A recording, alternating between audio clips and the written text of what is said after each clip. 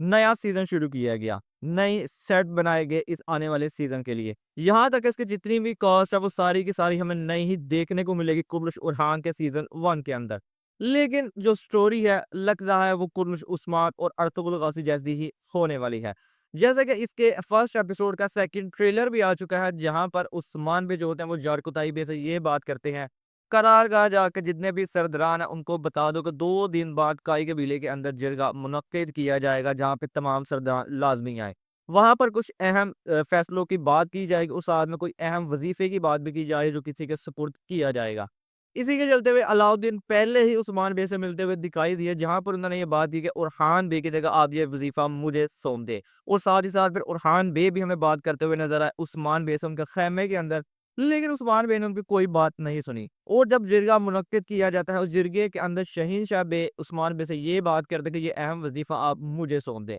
यहाँ पर एक बात तो कन्फर्म है कि जो भी वज़ीफ़ा दिया जाएगा वो उरहान बे को तो नहीं दिया जाने वाला और ये वज़ीफ़ा हो सकता है कि जिस तरह बूसा का मुहासरा किए हुए हैं 9 साल से, अब यहाँ पर किसी जंग के अंदर जो हमें सीन देखने को मिला था फर्स्ट ट्रेलर के अंदर, वहाँ पर हो सकता है कि उस्मान बे को चोट लग जाए, कुछ ज़ख्म आ जाए या फिर वो खुद पीछे हटकर किसी और को अपनी जगह लीड करने को बोले बूसा के मुहासरे के लिए और उसी के लिए सारे के सारा जिरगा मुनक्किद किया गया हो और साथ ही बूसे के मुहासरे को 9 साल हो चुके हैं। अब आगे हमें क्या करना चाहिए? और साथ ही साथ इस ट्रेलर के अंदर जो उरहान भैया वो किसी मंसूबे की बात कर रहे हैं जिसको लेकर जितने भी सरदारान हैं वो खुश नहीं है।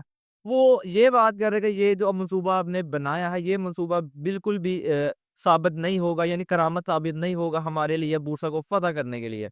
लेकिन उरहान भाई ऐसा नहीं बात इनकी मानेंगे और उस मंसूबे पर अमल करते हुए दिखाई देंगे। हो सकता है कि जो जंग का सीन था जो बूसा के अंदर लड़ी जा रही है वो इसी मंसूबे का हिस्सा हो जो उरहान बे ने बनाया था।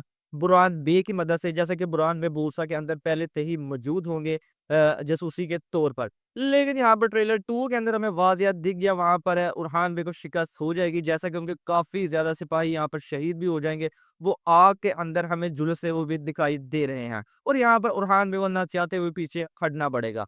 तो दूसरी तरफ जैसे कि गोंजा खातून को हम सीज़न 5 और सीज़न 6 कुर्रश उस्मान के अंदर एक ही करैक्टर के अंदर देखने का रोता हुआ उनका करैक्टर था सिर्फ़ और कुछ हमें नया देखने को नहीं था मिलता। लेकिन हमने उम्मीद की थी कि इस नए सीज़न के अंदर हमें उनका एक नई स्टोरी, एक अच्छी स्टोरी देखने को मिलेगी।